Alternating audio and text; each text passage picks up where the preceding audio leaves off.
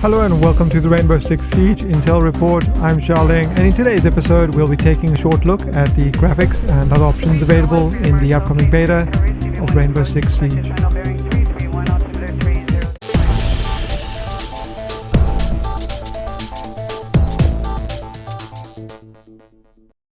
So this is probably somewhat of a niche video, since not all of you will be interested in seeing what options are available in the game, but I'm sure that there are some of you that are. With the release of the game just around the corner, I would have to assume that the options we are seeing in this beta will be the options we can expect to find in the full release version of the game. If any new options are added, I will update the video with annotations when necessary.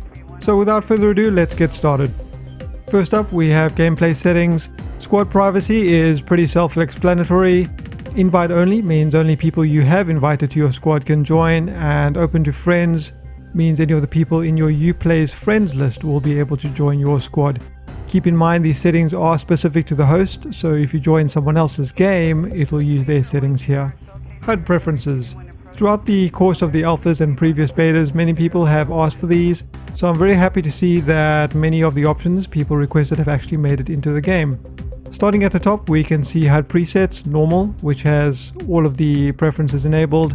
Minimal, which has most of them disabled but not all. And finally custom, which allows you to set them up to your personal taste.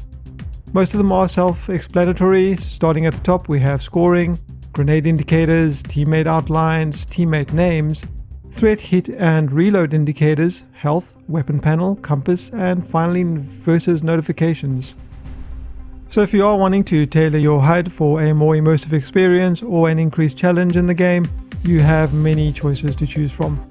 I believe in ranked mode, many of these options are supposed to be disabled, but I am hearing reports of this not being the case. I'm sure this will get fixed hopefully soon.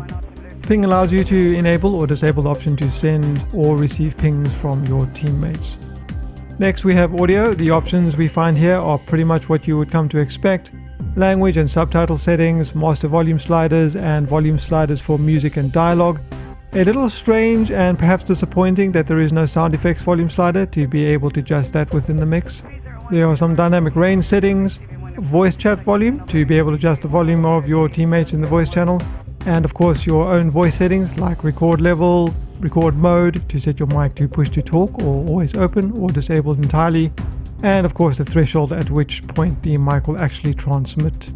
There is no option to disable or mute team chat at all, which is strange, considering it's usually one of the first options people request in a game that actually has team communication. If you want to not hear your teammates, you have to just turn the volume down to 0. They really do need to add the feature to be able to mute overall, as well as mute individual players. Next up we have display options. Monitor allows you to choose what screen the game will be displayed on if you have more than one. There are a number of options for resolutions, and these can change depending on what aspect ratio you choose below. So all in all, they are catering for a large number of resolutions. It's very unlikely that you won't find the specific resolution that you are looking for. Display mode, full screen, windowed or borderless, which is pretty much standard fare. Monitor refresh rate, VSync 1 frame, which is your monitor's refresh rate, 2 frame, which will be half of the refresh rate, and off. Widescreen letterbox on and off, and finally the field of view. The slider ranges from 60 all the way up to 90, which is fine. I know some of you would probably want this to be slightly higher, but unfortunately that is not currently available in the game. There's a lot to customize under the graphics options. Most of it is what you would expect to find in any modern game. Overall quality is a selection of presets, low, medium, high and ultra. There is also a custom mode for those of you who enjoy setting up everything individually. Texture quality and texture filtering, level of detail, shader, shadow and reflection quality settings, ambient occlusion, lens flare, zoom in depth of field, post-processing anti-aliasing, and finally multi-sample anti-aliasing, which allows you to choose between temporal filtering, disabled 2 times MSAA, 4 times MSAA, 8 times MSAA, TXAA, and 2 times TXAA. On the right you can see there's a description of what each of these settings does, which is great. Not many games actually do this. The texture quality info actually gives you a recommendation of how much memory is recommended for each setting. And then at the bottom there is a video bar which gives you an idea of how much of your VRAM the currently selected settings are using.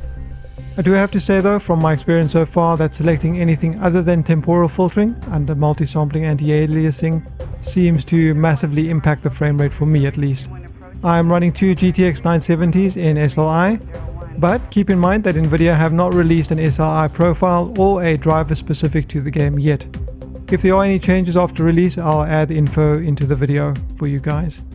So I wouldn't be too surprised if there are performance issues during this beta. Finally, moving on to controls. Again, everything you've come to expect can be found here: mouse invert and sensitivity. There's also a separate slider for aim down sight, which is nice to see. Toggle or hold settings for all of the in-game actions like aiming, leaning, sprinting, crouching, proning, and walking.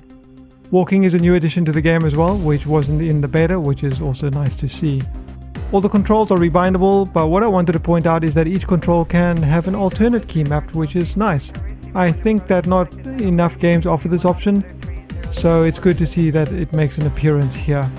And finally, controller gamepad settings, all pretty standard fare, along with the ability to cycle between layouts. I do think that the ability to fully customize the buttons and configurations would have been nice, but that seems to be missing. If you enjoyed the video, please like and subscribe to see more content. If you haven't already, check out some of my other Rainbow Six videos or even some of the other content on my channel. If you have any questions or comments, you can leave them in the section below. I've been Xiaoling. Until next time.